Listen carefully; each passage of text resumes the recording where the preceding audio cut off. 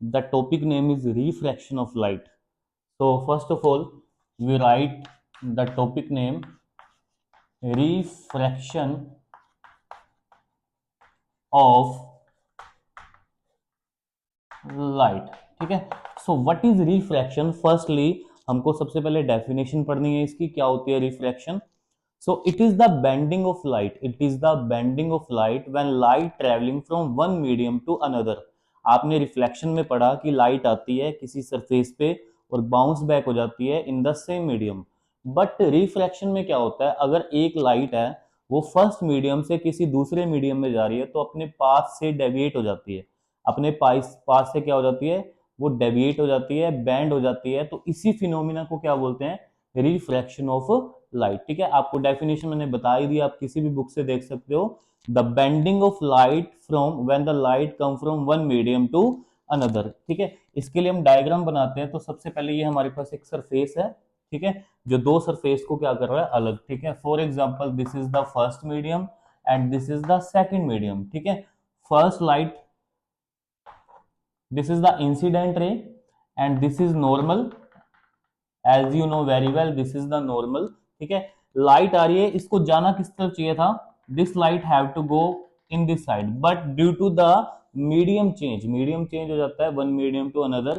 तो या तो light towards the normal band होती है या फिर light away from the band normal, away from the normal band होती है. ठीक है, आपको मैंने दो केसेस बताए, या तो लाइट होती है टूवर्ड्स द नॉर्मल बैंड और या फिर लाइट होती है अवे फ्रॉम द नॉर्मल. ठीक है, कौन सी कंडीशन में कहां पे जाती है लाइट, ये मैं आपको बताता हूं. फर्स्टली आपको दो पॉइंट्स देखने हैं. फर्स्ट पॉइंट है हमारे पास, when the light goes from rare to denser medium. क्या लिखा मैंने, रेयर टू डेंसर मीडियम. ठीक है, रेयर टू डेंसर मीडियम जाएगी तो लाइट क्या जाएगी आपके पास, टूवर्ड्स द नॉर्मल. कहां पे जाएगी लाइट, टूवर्ड्स द नॉर्मल. आप लिख सकते हो टूवर्ड्स द नॉर्मल.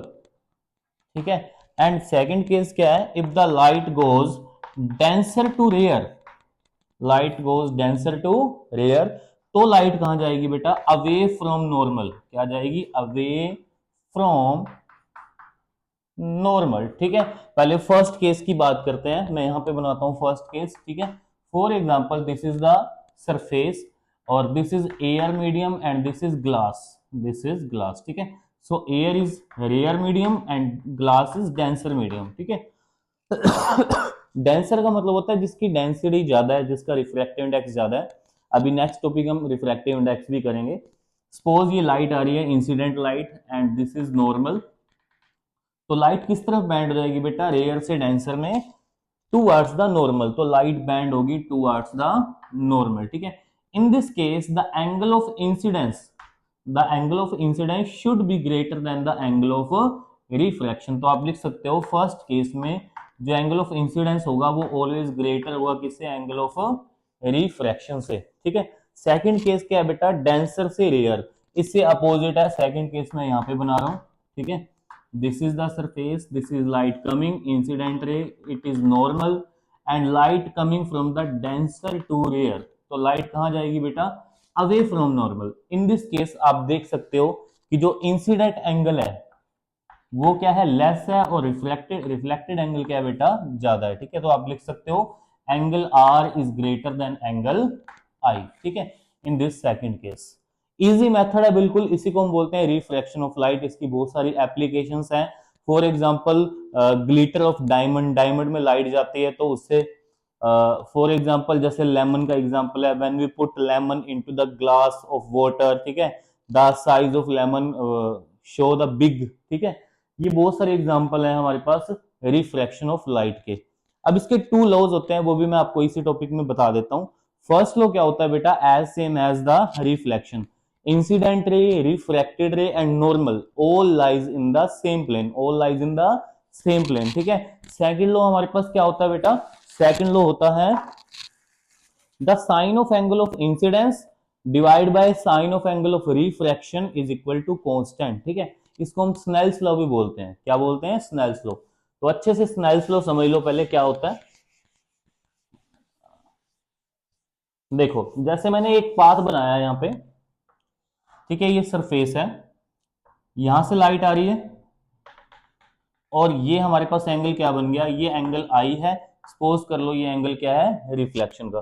तो अकॉर्डिंग टू स्नेल्स लॉ क्या होता है बेटा, ये आई एंगल और ये रिफ्लेक्शन एंगल, तो आप लिखोगे sine of angle of incidence divide by sine of angle of reflection, sorry reflection, is equal to constant, is equal to constant. ये क्या होता है बेटा जी, स्नेल्स लॉ। ये क्या होता है, स्नेल्स लॉ। जब हम रिफ्रैक्टिव इंडेक्स की बात करेंगे ना, तब आपको मैं बताऊंगा कि suppose in this medium the refractive index is n1 and second medium refractive index is n2।